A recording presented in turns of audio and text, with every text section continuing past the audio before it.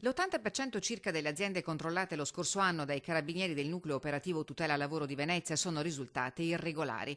Sono soprattutto il lavoro nero e le violazioni alla normativa sui luoghi di lavoro ad essere stati multati e il conteggio finale di ammende e sanzioni amministrative supera i 3 milioni e mezzo di euro nelle 4 regioni in cui il nucleo tutela lavoro è operativo, oltre al Veneto, Friuli Venezia Giulia, Emilia Romagna e Marche. Preponderante nel consuntivo di fine anno l'attività eseguita in Veneto e soprattutto nel veneziano. Il dato che più preoccupa e inquieta è quello che riguarda naturalmente la sicurezza sul lavoro, anche in considerazione degli infortuni mortali e degli incidenti sul lavoro che nel 2018 hanno assegnato alla nostra regione la maglia nera a livello nazionale. I controlli in questo caso hanno riguardato soprattutto i comparti dell'agricoltura e dell'edilizia. Nel primo caso a prevalere sono irregolarità relative alla posizione dei lavoratori.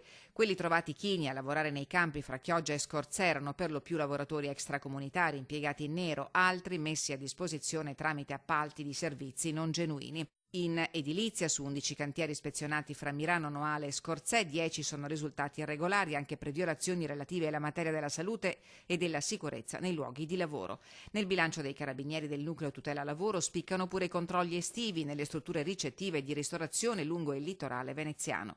Il lavoro in nero e irregolare è stato sanzionato in 13 delle 15 attività controllate fra Bibione, Raclea, Caorle, Jesolo e Sottomarina.